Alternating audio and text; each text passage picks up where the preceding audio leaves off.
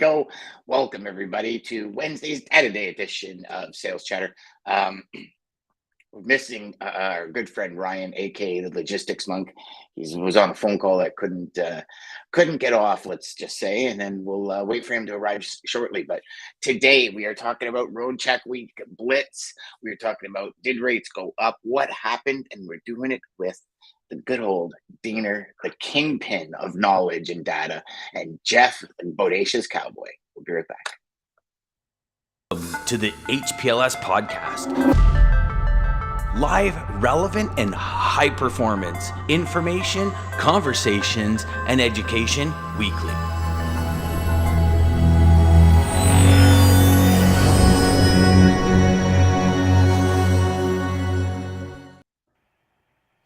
We got Jeff reading his magazine. You know, it'd be funny if that was upside down, kind of like George Bush in the. Let's just do it right. I just went political. I can't believe I did that. But you got to admit, the book upside down is classic, right? Oh yeah, Jeff, that was a good pose for the way the show started, buddy. The old magazine. Yeah, just catch it up here quick before data day. How you guys doing? What's going on? Yeah, we're great. yeah, Good awesome. to be with you. Yeah, I was just reading my book. Yeah, see, we're on the same page. There we go. Well, it's disappearing into the abyss. Oh, you got the mirror thing, and we can't read that. It's called Early Salinas. It's the history of the produce market in Salinas. I went to the museum yesterday on the way out just to get a sense of how it all started. So Hey, nice segue into what we're going to talk a little bit about. Yeah, I know. Eh? So Yeah. for all of you that don't know, Dean is visiting the produce capital of the world in California this week, and he's got some pretty interesting things to talk about, and we'll talk about Roadcheck Week. So Dean, we'll let you take it away, buddy. our big broker symposium, our annual event out here for our top producers at Carmel Valley Ranch, which is a golf resort in the Carmel Valley. It's on the side of a mountain though, and if you've got a bad knee like I've got, that was probably the last place you needed to be. And so I had the opportunity to go to what I really wanted to do was on the way back, which is what I did yesterday, was spend time looking at the produce growing regions of the Central Valley, which is further inland, and Salinas, which is obviously just south of San Jose in the Salinas Valley area. And of course, that was the area we talked about in the show, hit mostly by all the atmospheric rivers. It's a fascinating area. 83% of our iceberg lettuce nationally comes from this one area. And I got to visit some farms and have a look at their production process. And it's so comprehensive. I sat and watched some of the fields, all the is working hard in the fields, in the heat, bent over, picking, cutting, sorting, stacking. And then it sort of goes into a machine, and then it gets stacked on a pallet, and the pallet ends up on a pre-staged 28-foot trailer. And then they hook two of these trailers together, and a truck runs it to the packing house. And then lined up on the dock on the other side of the packing house are hundreds and hundreds of refrigerated trailers waiting to make the dash cross country or wherever they're going.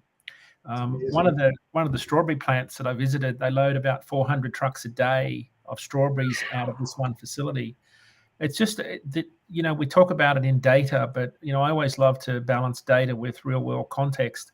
Absolutely. Just sit and see this in action. It was just breathtaking. It's amazing, isn't it? Yeah, I mean, it goes back to the 1930s. I mean, it was horse and cart days to the railhead or the port.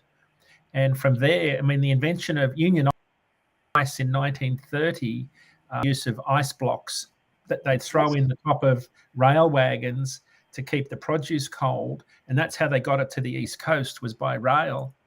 Of course, today you've got a team of 2 people who will do it in, just over 2 days. They'll run cross country in 2 days, and then they're back in 2 days. And I've seen, when I live in Boston, so I see all of these trucks in and out of New England all the time with California, almost always from Fresno. Like you see Fresno, CA, Bakersfield, CA, Salinas, Madera, can't even think of the name. Anyway, and you see them on the East Coast all the time. And then, of course, when you come over here and you see them all leaving, and it was fascinating to watch. Then, of course, the Central Valley is almonds, it's the biggest production area for almonds, grapes, What was really striking, though, was coming down through Bakersfield on I-5 region, was how dry it is. Right, so think about this. It's that dry, they're baling hay, right? Yet in the field next door, they're irrigating grapes. I just think about the contrast. Wow. Because I was following one of the trucks. Well, I was following a tanker, right? And I could see all this straw coming out from under the truck. And I thought, that doesn't make sense. There must be a hay carter up ahead. Sure enough, there's the two 28-foot trailers, the typical California double with the hay on. So I thought they're baling hay and irrigating grapes. And next door to each other. Yeah, like it's just such a massive area. I can't get over the fact that they load 400 truckloads a day of strawberries a day, and they do this year round. Crazy. This is where most of the strawberries are grown year round. Like they just grow year round. They ship year, massive business. Yeah, just think of the logistics, mechanisms, and the mechanics about scheduling them. Who's coming in, what door.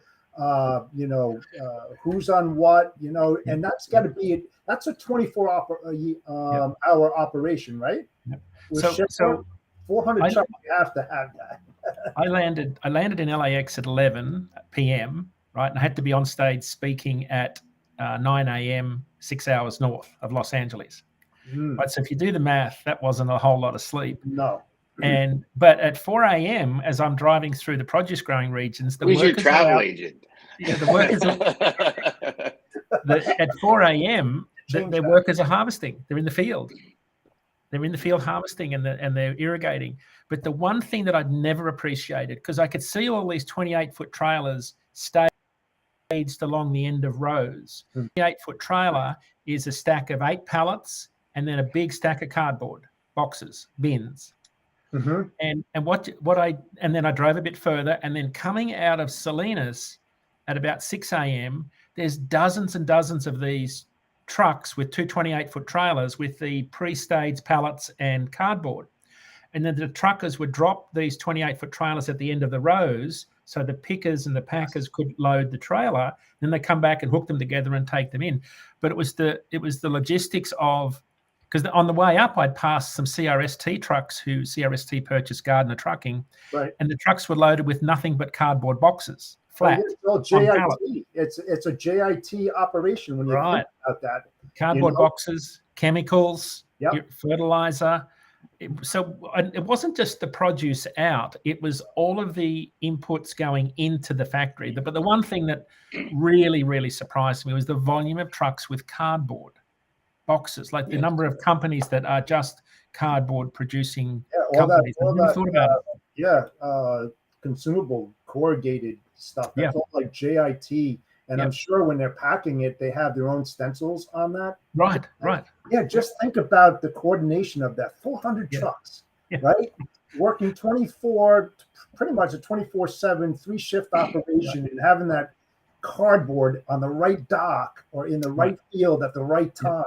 I mean, it's just amazing. I had billion-dollar customers that had trouble loading 5 trucks a day.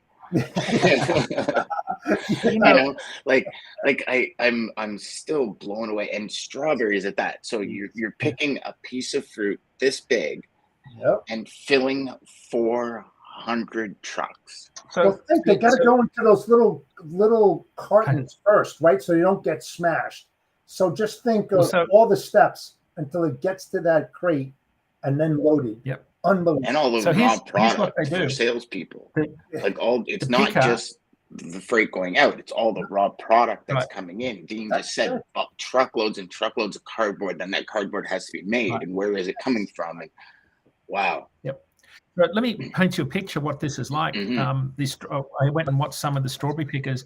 They get the cardboard tray that's already built for them, like the tray is not that big, and they run between rows and where they're packing it. They run back and they bent over picking strawberries, and they put them into the clear plastic boxes little bins that you buy them from in the supermarket. So they're loaded into these plastic containers in the field.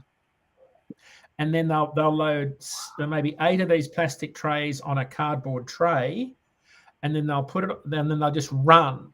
And I could never figure out how they got paid, but they get paid by a barcode scan. When they give it to the guy on the pallet, they get a scan. And that scan counts the number of trays that they pick each day. But just think about this. A step that was missed, that wasn't mentioned, they have to spray all these strawberries and get the dirt and everything off. So it's clean, it's fresh, you know, and they have to make sure that those little cartons carry 20. Like they have to have 20 in there, you know, for a full carton. Think about 400 trucks. How many little trays? How many millions of them? I mean, you got to think about how many are, and this is on a daily basis. This is crazy stuff when you think about the mathematics behind this. And if they're running in the heat, how hot does it get out there? Like in the summertime is insanely hot. No fat people running. I'm telling you right now. Hard work. Just hard work. I mean, I used to pick potatoes when I was a kid, but bent over picking potatoes. It's hard work. So anyway, that was my day yesterday. I fly home today, but it was just good to see it all because it just gave me a new appreciation for how much logistics is involved. And, you know, Jeff, we talk about it all the time, but I'd never thought about the logistics that went into, you know, I sat and watched tractors, like, so they're plowing the fields because they're putting in another crop. Another vegetable crop, and there's tractors with like massive plows and sprayers and planters and pickers and everything like that. It's almost, it's like a fine-tuned network when they're picking. That tractor's coming behind them and taking that plant out and then placing another one. I mean, it's just crazy. The mechanics, it's crazy. Well, I know that my strawberries, when I go home and if I buy strawberries in Manchester by the Sea tomorrow, and it says Driscoll Farms on it, which it probably will as the marketing brand, you could safely bet it was probably picked last Friday or Saturday because that 2 days into the markets. Appreciate the taste much more now. So just fascinating. Well, then it goes into the food distribution plants. Like they have one on the way back from Toronto, kind of like a Tobico area off the Gardner, and I mean it's got probably 150 doors maybe, and the volume of trucks that are in their park, like there's not a millimeter to spare anywhere, and these guys are sliding between cars and it's just trucks coming in, trucks going out, trucks coming, and it's insane. And that's just like as you drive by, not even sitting there counting, you see that, you know, and it's the produce kind of distribution center that you see all the produce companies at, you know, and so one more bit of useless trivia. For sure. I saw my first today. I've never seen a tumbleweed. I've seen them in movies, and I'm in this truck stop. So I went out to Lost Hills to film some of the dipping donkeys, the pump jacks in the oil field. Right, the ones that go up and down like this. And because I'm fascinated, it's only 2 hours north of California, and you got in Los Angeles, you got this massive oil field. But I went back to the truck stop on the way back out, just near I-5, and I'm sitting there watching some of the trucks. Next thing, this massive tumbleweed rolls across the road in front of me, rolls into the truck stop where they're fueling, and works its way around down through the trucks, and then disappears out the other side. I've never seen a tumbleweed. It was the wildest thing. Have you guys? Did you get it on film? Did you get it? I did. Yeah, for sure. Good for you. Sure. I posted it on social media. Like, it's wild. I'll tell you what, though. I tell you what. You know, as a follow up of what you've seen, and I've said it so many times, the knowledge that you gain about being in the trenches and watching that mechanics of logistics work is so crucial. You know, that knowledge, you can't explain it unless you actually see it and how it works. You know, I just think everybody should have that opportunity to do that in their lifetime. It's amazing. Well, that I guess that brings us to data. Yes. The subject of data. So something bizarre happened last week. You know how we've been talking about rates have been dropping and, you know, quite a lot of doom and gloom. Well, rates actually went up last week, went up about 8 cents a mile on dry van, up about 9 in refrigerated. Load post, so we saw a lot more volume in the spot market last week. So it was like people had been, this pent-up demand had been there, and then suddenly there was this surge of shipping going on. That's what it looked like in the spot market. So Dean, can I interrupt you for a second? I apologize. I'm doing a bad job at being host. DJ says, "Good morning, gents. Great to see you. Have a great show." And then Scott says, "Where's Dean coming from this morning?" So that's and I love it because every time Dean puts Grumpy Pete's sleeper behind him, everybody's like, "Where in the hell are you?" So explain that background for a second. I apologize. I'm being a bad host. Usually Ryan's the one doing this. It's just my sleeper cabin by Peterbilt, but I'm in a shady hotel in Bakersfield. A shady hotel from Grumpy Pete to a shady hotel in Bakersfield. Yeah, love it. Stacy says each cog in the wheel is absolutely essential. We certainly take for granted how easy we can just go to a store and buy our food or any goods. Stacy, yeah, we really do. I mean, it's, you know what it kind of reminds me of, as you're talking about it. If you ever seen Castaway with Tom Hanks years ago, when his plane crashes and he's on this island and he's trying to feed himself and he's trying to like catch crab and catch fish, and then when he gets back they have like the mounds of crab on the table and the shrimp, and you see him pick up the crab leg and he's like, like, and that moment of realization that, you know, I literally had to learn a new skill in 2 days in order to like stay alive. Right. And people are just picking this stuff up and just eating it. And I think for me anyways, I started to get appreciation for food or lack thereof during COVID. Right. Because I found that all of our produce, the taste was gone, the flavor was gone, and that kind of stuff. And I think that for me, that's when the feeling of that kind of, you know, we take it for granted and we just go into the store and we do this. That's where it started to really, I started to feel it anyways. And I started to really get, not depressed, but frustrated with the fact that like in the summertime, like a really good strawberry is like awesome, freezing cold, or like a kiwi and just the flavored oranges when like they're tomatoes or apples when you go and pick them off the tree, and they were just like, oh my gosh, like some of those fruits just put a huge smile on your face for how good they taste, right? And I think we did. We kind of we lost that in the mix somewhere, and you know, they should actually be you know, part of training in freight brokerage should be somebody filming all of this stuff and saying like, listen, here's how, even if you're not in produce, just understanding logistically how things actually work. Like you look at this, right? And some people think, well, it's just a can of like protein powder, protein drink kind of thing.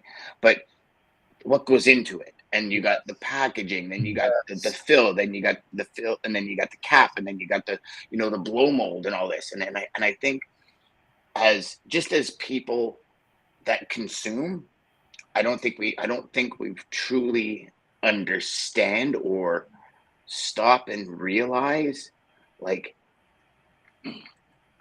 how is 43 countries, how is 27 continents make an iPhone. Yeah. You know what I mean? Like, it's just like we go to the store and we just buy it. And it's like, okay, oh yeah, I got the new iPhone. Woohoo, I got a new camera. Yeah, I can do Logicons or whatever they are. I preach that all the time, Dan. I really do. I mean, it's like going into a bar and having a beer, and then a guy goes, boy, this really tastes good. But man, that cost is so much for a beer. And I go right into it. See this glass? Guess what's in it? I mean, I just start talking about it because, you know, the more that people realize that it's just not a jar, it's just not a candy bar, you know, and how many touch points that candy bar has in it to reach your mouth. It's unbelievable. It's insane. It really is. You appreciate it more. So what, one of the things I did when I always travel, I go to truck stops, right? You know that, and I talk to drivers, and I can, you know, I don't have to ask a lot of questions because you can see how people are feeling, and by the way they react, by how clean or dirty their truck is, you know, how many mud flaps are hanging off. There's a lot you can tell without asking questions. But I did sit and talk to a bunch of drivers in the truck stop bunch, probably a dozen drivers over the course of the day, and I'd been missed check week. So I'd always theorized that Roadcheck week was more about the economics. So as in, when times are good, carriers can afford to take time off during Roadcheck week. When times are tough, they keep rolling.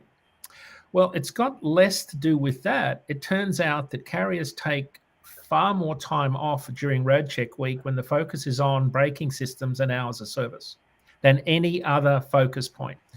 Last year and this year, last year was wheel ends, this year's brakes, ABS, 2020 was hours of service. And when you look at 2020, 2022, and 2023, our equipment post volumes drop about 16% during the week of Roadcheck week. And then it bounces right back up. Yep. So you always hear anecdotally that carriers sort of sit it out and take time off. A lot of the refrigerated carriers do more so than drive out and flatbed. But brakes are the one thing that will stop you. And it doesn't have to be, you can get out of fairly basic out of adjustment. Like it's one thing, brakes can go out of adjustment in between rest stops.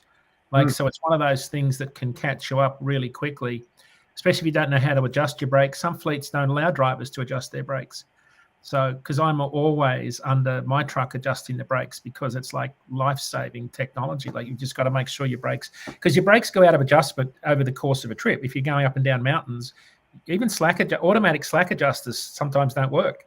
It doesn't automatically adjust the slack in the travel on the booster that puts your brakes on.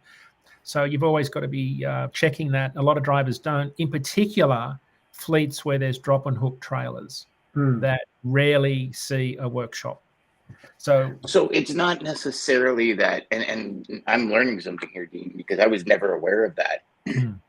It's not that the company does not have a high level of safety and service standard. This can happen literally in 4 blocks going up and down the mountain. So you have no idea as a driver pulling in, even though your company might have just had a safety done, or you might have just, like, your company maintains the vehicles very well. You have so you don't know, like, you have no idea when you're pulling into the chicken coop when they're doing brakes, if you're going to pass it. You got no idea. Wow. Especially especially power only guys whose only braking system they use is the trailer brake, the little trolley brake. You never touch your foot brake. Yes. The power only guys never touch the actual brake. It's always either the Jake brake or the trailer brake. I'm not wearing out my brakes. I'm gonna burn the brake shoes. Our owner operators used to do that as well. We noticed that our trailer brakes would go faster when it was attached to an owner operator, because they wouldn't want to use their brakes, so they'd either use the Jake brake or they'd hit the trailer brakes to stop. And one of the biggest things too, to get to your point about the dropping hooks, you have no idea what the previous driver did with that trailer. If he had a PM done it, the periodic maintenance on it, and they drop it there, and then the next guy that comes in, the hook to it, finds out there's all these things wrong with it, but you have to get it to a shop to get it fixed. And sometimes it's 100 miles away, maybe 200 miles. And you might run into one of these stops, and that's when you're going to get hit and hit hard. It's not about the last driver who didn't take care of the trailer. It's the guy that has the trailer on the back of his truck that's responsible for it. Now. So, a lot of guys don't know what to look for, though, especially if you're new to the industry. You might not know what to look for. You might not know that a darker colored tire is a tire that's got lower air pressure. Because when you look at tire colors from behind, a tire that's under pressure will always appear darker because it's got less contact with the road, less pressure, right? So in particular, when you go across dust, like when you drive across dust, imperfections and scalloping and out of roundness on a tire will always appear as dark light, as in the dark is always not touching the ground, that bit. So there's a lot of things you can look for when it comes to trailers. But if you're new to the industry, heck, that stuff takes years of experience to spot. And unfortunately, in states where they need probable cause to pull you over, the trailer is the first thing they look at. Like it's so that's why drop and hook fleet. I think a lot of the CSA data, so my opinion, I think a lot of CSA violation data is skewed towards large fleets with drop and hook trailers and inexperienced drivers. That's my take on the data, because when you look at the frequency of times drivers get inspected or checked, it's like once every 9 to 10 months. It's a fairly rare event, unless you've got really bad equipment, or you've had one driver that's rubbed an enforcement official the wrong way once in the last 10 years. You want to bet that fleet's getting pulled in all the time. So, and that happens a lot. You know, I south out of Chicago through, I think it's Indiana, Ohio, maybe. There's a particular area that's just red hot for truckers. There's a problem there no one can really fix. But so yeah, I just think a lot of that data is biased. But that was Roadcheck week, and a lot of carriers take time off. It's a good time to have vacation. You know, during quiet times like this, when volumes aren't as busy, it's also when carriers take time to do a lot of maintenance. So yesterday I was talking to a guy in the truck stop here in Bakersfield, and he had the mobile service out, and he was putting all brand new tires on his tractor in the truck stop under a load. Yeah, so you know, there's like 600. There's 8 times $600, all new, you know, brand new tires. But he was doing it was at the truck stop, you know, and I thought that's efficient, you know. And so he's having a 10-hour break, and he's decided to, you know, get his maintenance done. I'd never thought about that, but there's this guy breaking down tires, breaking the seal, swapping off old tires, putting new tires on rims in the lot. Like just the stuff that goes on behind the scenes of what it takes to run a truck is staggering. So anyway, that was Roadcheck week. It was a significant. So what we saw in rates, though, was a capacity crunch. It was a similar volume of trucks off the road in the spot market that we saw during the polar vortex event and what we typically see during Christmas and New Year. Drivers take a lot of time off. So if you add the two things together, an increase in spot market volume and a decrease in spot market capacity, what we had was a significant increase in spot rates. So what we don't know is if that's going to be continued, if that's a trend. Like, have we hit bottom and now the market's bouncing back? I don't know that. It could just be Roadcheck. We're 5 days away from Memorial Day. We were moving some freight out of PA last week and into this week, and rates went from $950 all the way up to $1,400 for the LTL moves that we were doing, to the point where we had to pay exclusive to get one truck in, just because there was no equipment, none whatsoever. And last week, beginning of last week, when the customer came to us and said, "Hey, can you quote this?" we had tons of people that wanted the freight. And it's funny because I had an operations person say, "I'm not sure what's going on." And I'm like, I go, "Me neither. Like, how could it just dry up overnight?" And then it just hit me. It's and I don't know if maybe it could just be total coincidence that it was Roadcheck week, but I started thinking maybe it is. Maybe and it's funny because as we're leading up to this discussion, I'm watching as my volumes and my costing, especially watching that, and nothing had changed until those PA shipments. And it was like one after another. And normally, you have some of the big guys, for us anyways, in our industry, like the highlights and stuff that are always in that location. All of a sudden weren't there. We're booked out until Wednesday next week. Right. So everyone, how are you booked out like 2.5 weeks out? And it might just because they didn't put anybody in there this week. Do you know what I mean? Because of Roadcheck week or whatever. I never got into that, but it was very interesting. And I was like, I can't wait to share this with you guys, because we're talking from like 900 to the top price we had was 17. So, I mean, we're almost doubling that number in Friday, Saturday, Monday. So 6 days, including weekend, like doubling the freight cost. It was absolutely insane. And it's the first time I've ever seen it personally. So you might be right. We don't know if it's a long-term trend, but don't forget in the backdrop, capacity is still exiting the industry. Yep. And this is something that I've been sort of struggling to put some numbers around because we've been losing a couple of thousand long haul carriers a month. Mm-hmm. Right? But So, I think we need to, Dean. pardon? I think we need to.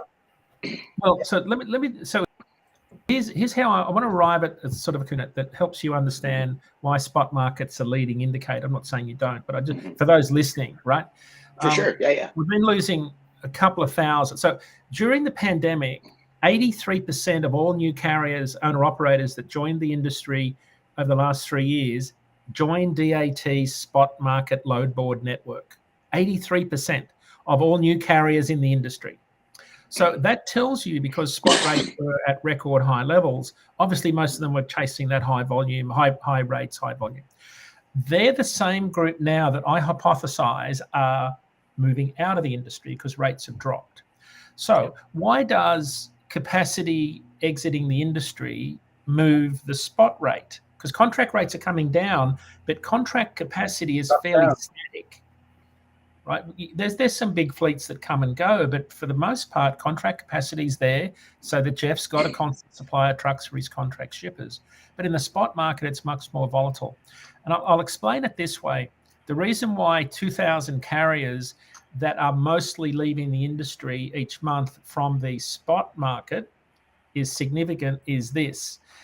So if you think about, if you've got, spot market is about 15% of the total market.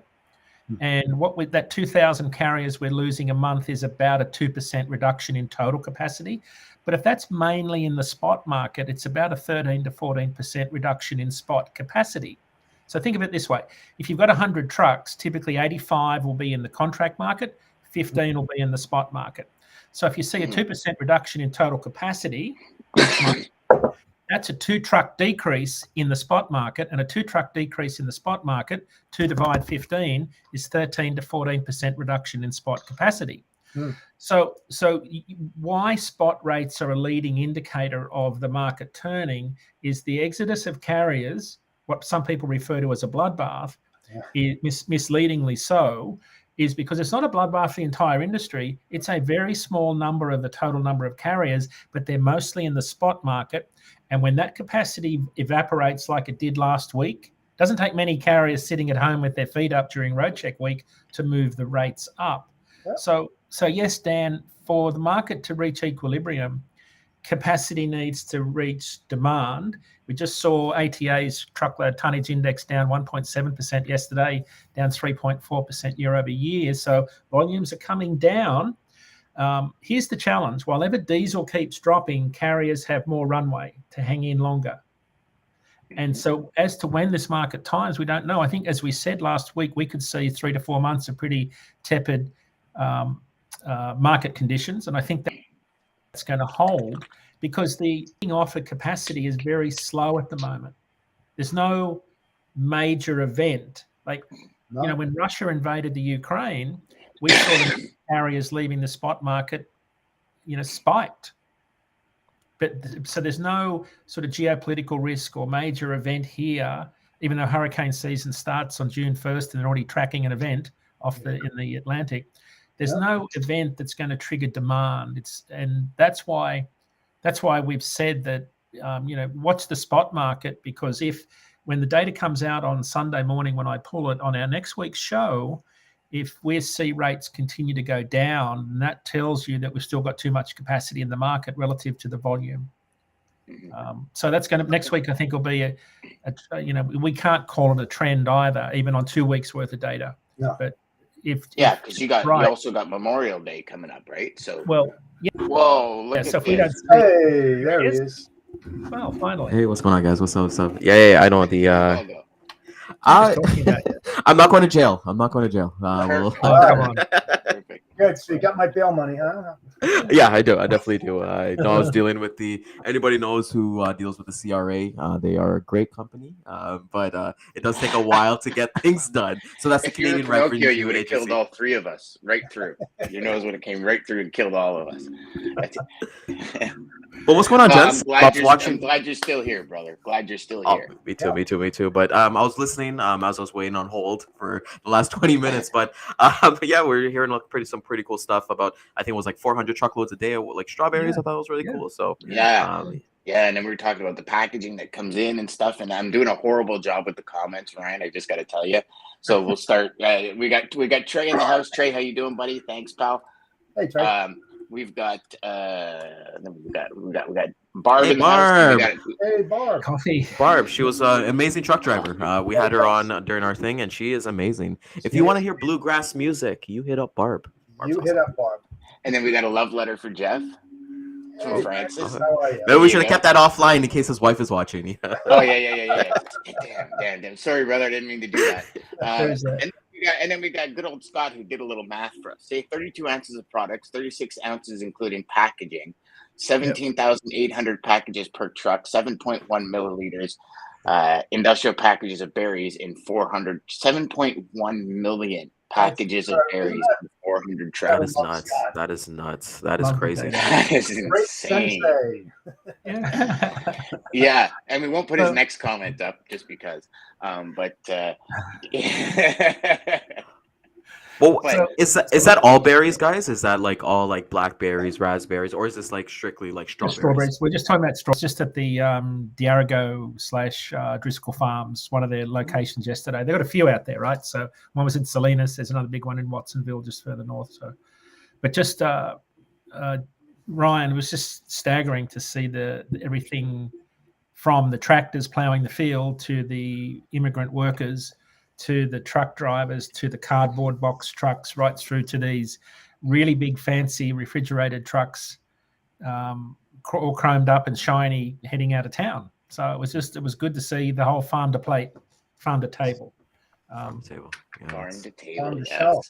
I did a post on Instagram this morning. If you want to have a look at it, there's in one of the fields, there's a guy called Bob Lyman. He worked for 63 years at this packing house, and they built this. God bless him. I'm going to say it's like 30 feet high caricature of him.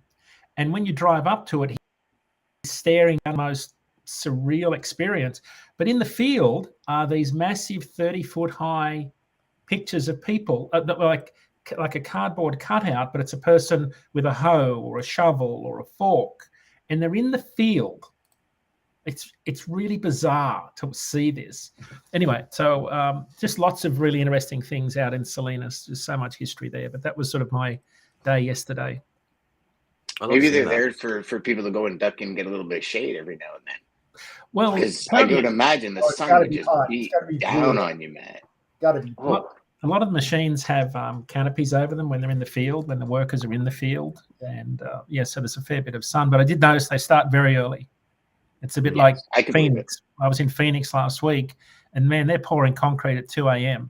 You couldn't be out there at middle of the afternoon, 2 p.m. at 120 degrees. No, not only that, the concrete cures way too fast. I know when we did our concrete in the backyard, it was like weather was the biggest driver. And I'm like, I'm sitting there thinking, it's summer, guys, let's just go. And they're like, no, weather. Yeah. So like literally, originally we were supposed to start at 10 or 11, and they ended up saying no, 7:30. And I'm sitting there thinking, like, I mean, we're talking trucks of concrete. I'm thinking my neighbors are gonna hate me when the concrete trucks pull up at 7:30. They already hate you, Dan. It's not the concrete. It's not the concrete. But I want to get to Dean's point where he's mentioned here. You're talking about Driscoll Farms, and I know myself when I go to the grocery store, it's always Driscoll Farms. But we look at Pick Your Own, right? And I know we did the produce chart a couple episodes ago. I know, Dan, you could attest to this. Like Downey's farm, they're probably like the biggest like strawberry farm in Ontario that we see that gets loaded up pretty quickly. And I think they'll get started. I just actually pulled up their website. They'll get started approximately June 20th. Dean, do we see any differences? I think, Dan, you mentioned 400 truckloads a day. Do we see any difference where maybe they are like, maybe we'll do 200 and have the rest outsourced from like local farms? Do they account for that, or do they just keep on trucking until it's basically produce season's over? Yeah, I mean, they produce, I can't remember the percentage, but it's like well north of 70% of the strawberries in the country out of this one area, like in the whole, California Valley. So it's constant, Ryan. I mean, there is some volume coming across from Mexico and Florida, but that's small in comparison to how much comes out of that California market. So no, I don't see it. I don't see any variations from other regions that move the needle. That's why produce rates were so bad last year, because California volumes were so low. Yeah. Yeah. And we're Did still you we're get still up to behind see at any that of the point. almonds or cashews or any of the nuts moving? I didn't know. I Did you didn't get see that it. far north? No. Okay, because I No. know that California is like 83% of North America is where they get their nuts from, is in California. So I can imagine, like you would imagine that volume or that operation, I guess, to be Yeah. pretty There similar. wasn't all the almond trees here around Bakersfield. There didn't appear to be any like fruit nuts on them. I couldn't obviously drive into some of them to look, but I could. They certainly weren't harvesting. So, Mhm. but I should know that I did a big article on the almond crop. I got to say it's later in the year that they harvest. Yeah. because I thought it was October. we work with Blue Diamond growers, and yeah, they're a little bit towards later to the year, Yeah. Yeah. from that aspect. But even Jeff, like Jeff and Dan, you guys are kind of talking about it as well. When you look at produce as a whole, I saw some people complaining yesterday about shrinkflation, right? So maybe that has affected like the cartons and the packaging. Yep. I've seen like Doritos bags have gotten smaller, so I would assume the same thing has happened with blueberry containers, strawberry containers as well. Yep. Trying to put that up. Jeff, have you seen that anything in your area? Any kind of differences that you kind of, because we always have an eye for that. I don't know, as a logistics professional, we go to Costco, we got an eye for different like current kind of brands. But Jeff, any thoughts on that? Yeah, and something that's really interesting, because what used to sell at 12.2 ounces, it's the same price, but it's now 10.2 ounces in smaller bottles. So they're not spending that additional money on the raw material, the plastics and the boxes, like you said, Ryan.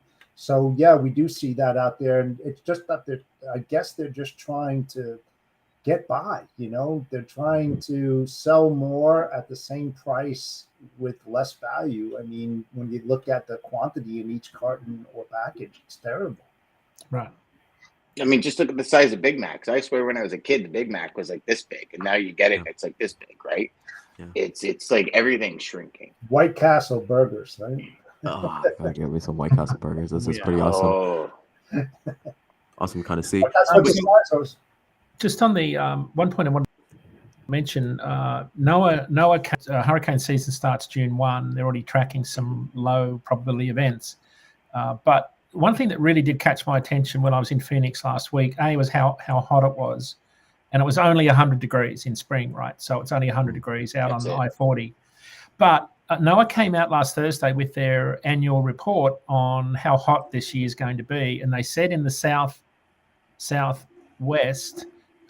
can expect a hotter than average summer.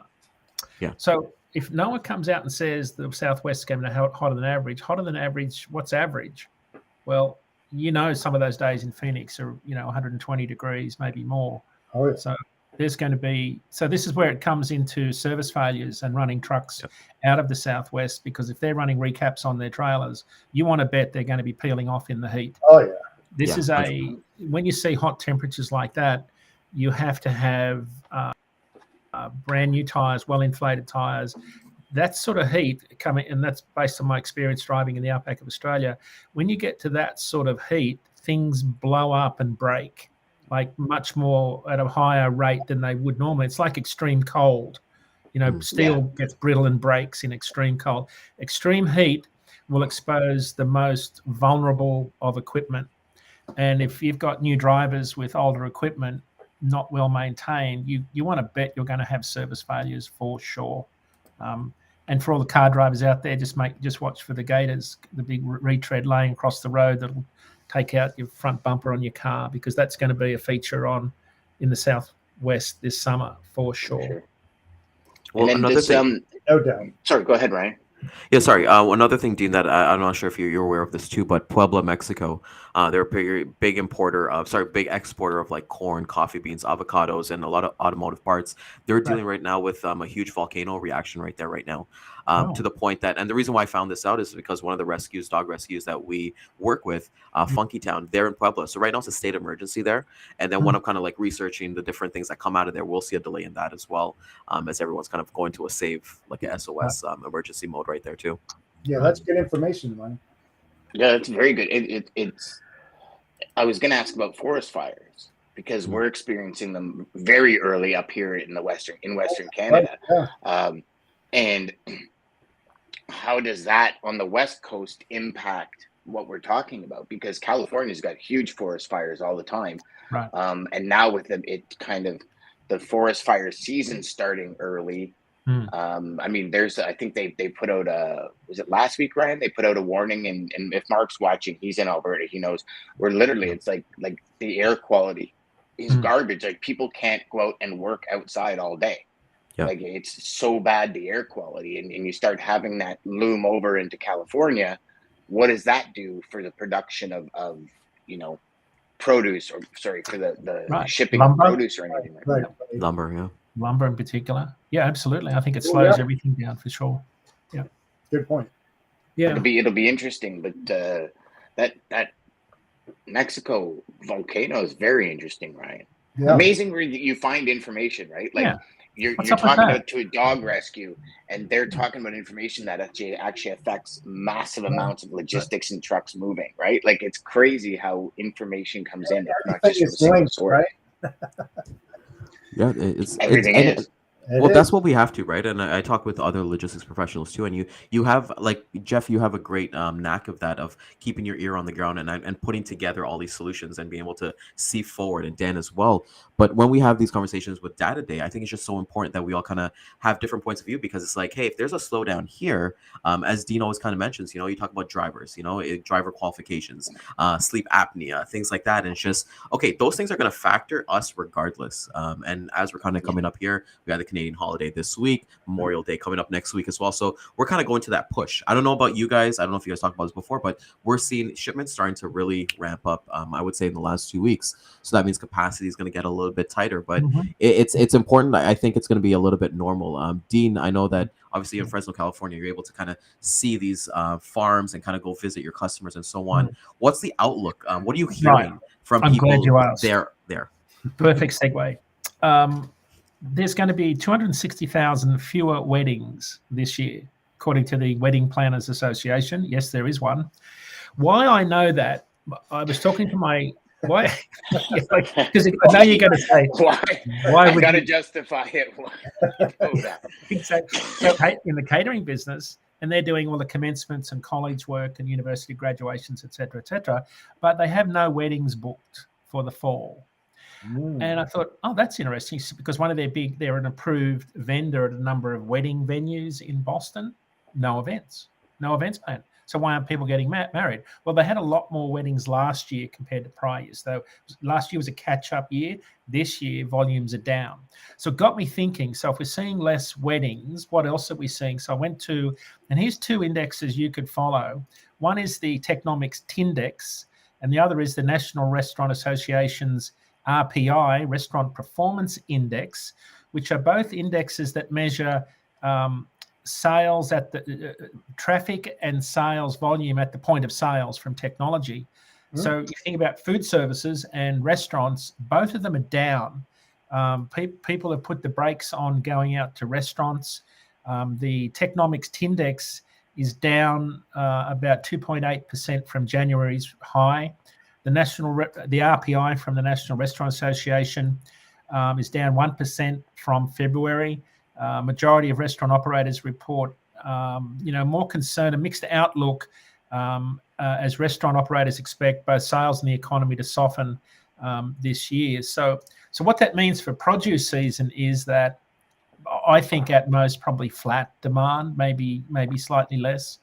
Hard to know how this is going to pan out, but produce volumes as of this weekend are going to be fairly important as a benchmark. And then the second benchmark is going to be July 4.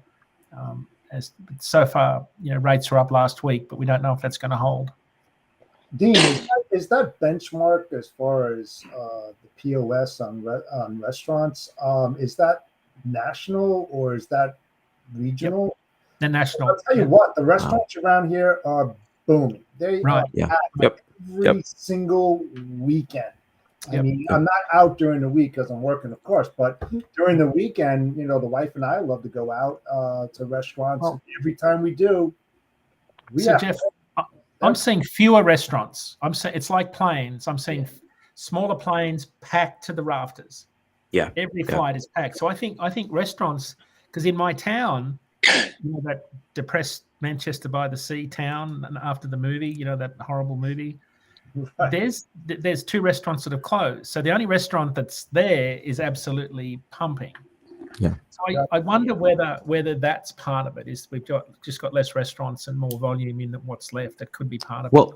Well, 2 things, guys. 2 things that I pay attention to as Jeff is talking about. Well, 2 things I want to talk about that specifically is that you got to look at the season right now. Right now is the NBA and NHL playoffs. All the sports are playing right now.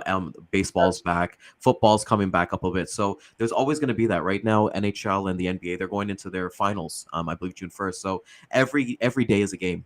So you're going to see pubs and restaurants packed to the brim. Right. Another thing, too, just to add to that, Dean, about what you're saying of last year about being a catch-up year. I know friends who put down deposits for halls and weddings and all that stuff during COVID. And instead of them getting the refunds because they didn't have the capital to give people back the refunds, they're like, okay, we'll just postpone it until like last year or the year before, right? So we would see an influx. And I think that's what's really happening, even from my side. Like when I scroll on Instagram on the weekend, everybody seems to be at a different wedding.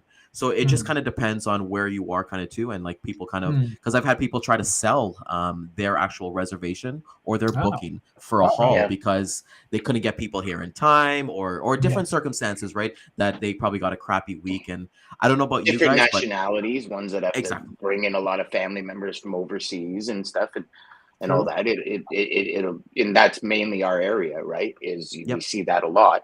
My neighbor said he's got 12 weddings this summer. 12 weddings. I got five. Yeah. He's like, I just can't do it anymore. He goes, I want to move away to North Bay. He says, I don't have to go to any of the weddings. We'll go for him. But yeah, I love that you said that, Jeff, about like, the restaurants are booming. And I love that great point, Dean, that you just made as well, that, hey, maybe it's fewer restaurants and they're filled up to the brim. Dan, you could attest to this. I went to Jack Astor's last weekend for the first time since COVID. It's a short menu.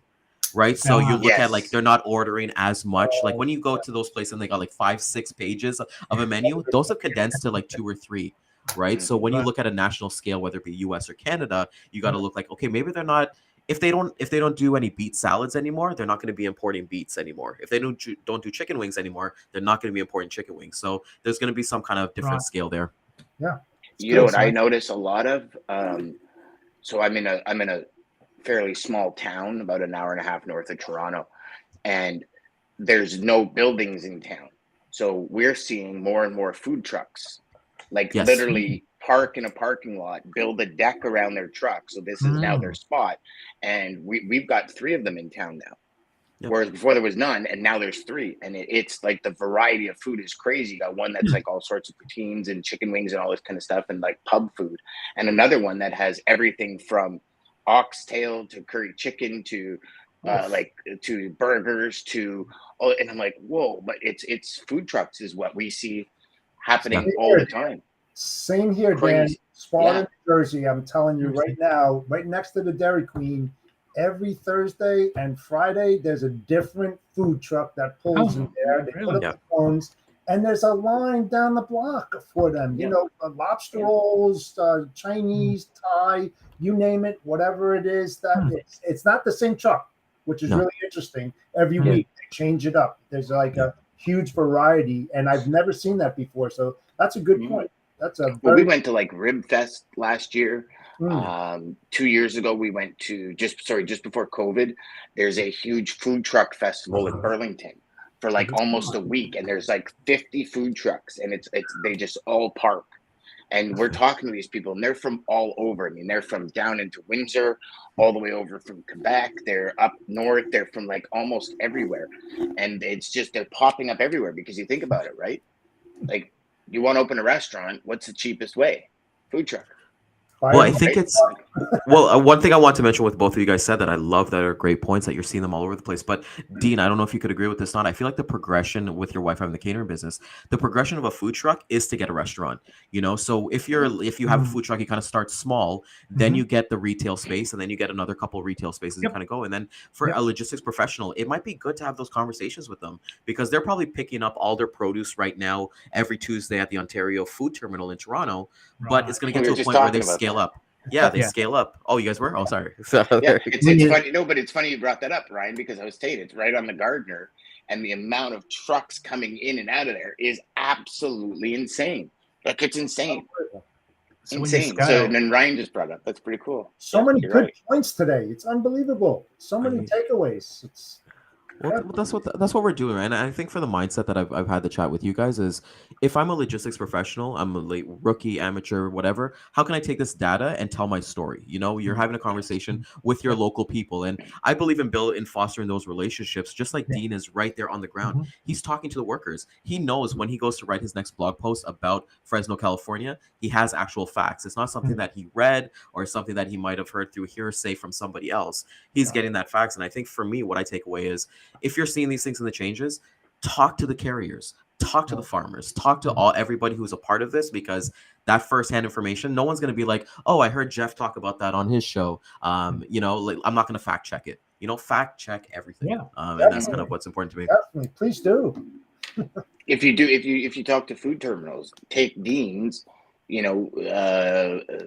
marriage and wedding information and ask the questions, right? Because if it's Dean, if it's your area, or is that database North America? well, Like, it's is that not the the US? total database of weddings, Okay. but Okay. we're seeing it in New England, right? Which is Yeah. generally a pretty So if decent you're seeing it area. in New England, you're going to see it in multiple Possibly, states. yeah. Across, for So sure. it's a great point, Dan. You've always got to weigh information on your own scales, Yes. right? Yes. It's really important, right? You got to pull data in from a lot of different sources and figure out how it applies to your business right now. That's the key. Yeah, it's like, Well, Ryan and I have been I'm talking reading about this this right for a here, while. right? I read this periodical. I got supply chain brain. I've got all these different things, and I'm just taking all those resources and I'm trying to develop my own point of view from everything that I read. You know, it's not that we're wrong; it's what we're seeing as individuals, and we're trying to tell people that. But it's up to those people to go out on their own, like everybody said here. Do your own investigation, do your own fact checks. This might all come in line, which is great to give to your customer and your prospects. It's all good stuff. I had someone try to tell me that large truck companies can run cheaper than an owner operator, and I said no, not the case. Owner operators are far more productive, because it's not about the size of the fleet; it's about how many miles the trucks do. I said a large fleet has very big overheads and they do about 400 miles a day, whereas an owner-operator has next to no overheads, can run 600 miles a day. So when you put more miles across your fixed and variable costs, your operating costs are actually lower. And they didn't think through the productivity angle, right? So when you look at just general ATRI data, it says a truck costs X to run. You've got to think, yeah, but that's not going to be applicable across the entire industry, because it's very nuanced. A lot of data is very nuanced. So you've got to actually dig deep to get what's really going on. I think, in that Dean, market. also the people that you were speaking to, they're probably looking at it from a superficial level. Well, big truck companies can buy diesel cheaper than an owner operator, and they can get, automatically they think it's just automatically cheaper to run. And it's like how many salespeople out there think, oh my God, like I make my company so much money, I'm going to open my own company. And they don't think through what the reality of having your own company is, meaning everyone else in your company might get a paycheck but you.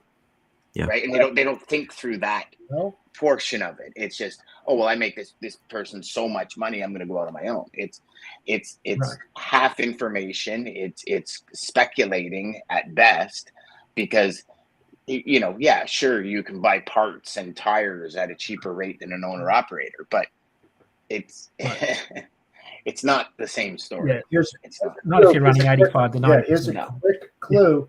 Do your homework. Yeah. Do your homework. And we're going to wrap up on there, gents, as we're going to leave with that to do your homework. But before I actually want to do our closing, everything like that, I want to shout out to Anthony Horde. We're talking about marriage. He actually got married. He's a big supporter of our show and a big supporter of everything that we did in Empowerment and Logistics. He got married over on the weekend to his now wife, Andrea. So I want to give him a big shout out. So happy. Welcome to the ride. It's a fun ride. And, it's awesome, man. I told him that getting married was the best thing I ever did. So, Dean, I did catch the episode yesterday. Can you tell everybody about Dat IQ Live? You got some I think you got a pretty cool guest coming on the 6th, I think it is. But definitely love for you to plug away. Yeah, we actually didn't have a show yesterday, and because we were at the event in Carmel. So we didn't have a DATIQ live show, and I'm just quickly looking up here. 5:30. Tim Denoyer is coming on next week. Tim Denoyer is the Vice President of ACT Research. The week after Ryan is Saritha Willingham from SJW Logistics. So she's the week after. So she's awesome. The next 2 weeks like are going.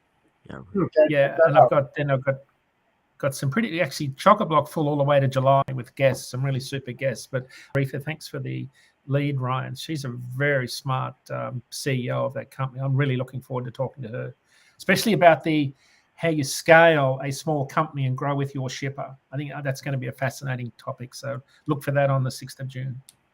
That's going to be awesome. And it is every Tuesday at 10 a.m. live, 10 a.m. Eastern. LinkedIn and YouTube, I believe it's on. So definitely catch that. Any kind of conferences, anything like that coming up? Because I know you mentioned you kind of had the last one, I think, last. But yeah, no, I'm done. So the next event's not until the Journal of Conference Inland Shipper Conference in September. So nice. You got the summer off, Diener. You got that. I know. It's like he's going on the school hours, so that's awesome to kind of see.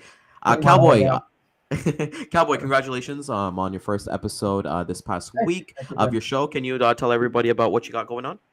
Yeah, I got the Storytelling Chronicles, Life Lessons in Logistics on every Monday at 2:30 p.m. Eastern Standard Time. I always have a mystery guest, so I never let that out of the bag, but I can assure you that I have CFOs, COOs coming on board from different companies, psychologists, people who have been in the industry 5-10 years. We have the older folks like myself who will be discussing all the different types of things that everybody faces in logistics, all those little problems, try to help out everybody out there. So check us out. This Monday, though, is Memorial Day, so we will be on Tuesday at 2:30 p.m. So check us out. That's awesome. Pretty proud of everything that you're kind of doing. And even for us here, this is Sales Chatter, the logistics podcast where we aim to help 10,000 reps hit $1 million GP. We're changing up things a little bit. We got things kind of going on left, right, and center. But tomorrow is Personal Development Day, one of my favorite days that Dan and I have curated together, where we pick 2 clips and we play them and we give our thoughts on it. So it's pretty cool to kind of see. We will hit the replay at 2:30 p.m. Please like, subscribe, share this with a friend, a neighbor, your spouse. Anthony, share this to your wife, my man. And the Amazon driver, or maybe the strawberry truck driver who's bringing you your organic strawberries fresh to the door today. With that being said, Dan O'Mac. You threw organic in there? Oh, yeah, you got to go organic, man. You got to go organic. I like how you threw that in, brother. That was awesome. We actually got a couple of announcements coming up tomorrow or Friday. So stay tuned for that. Visit saleschatterlive.com. With the show streamed on that every time. Go to saleschatterlive.com, go to the podcast section, and now we're on 9 or 10 different podcast stations. Pick your favorite one, listen to us everywhere you are, and stay tuned for those announcements. Awesome. All right. Well, with that being said, we'll see you guys next week. Take care. Oh.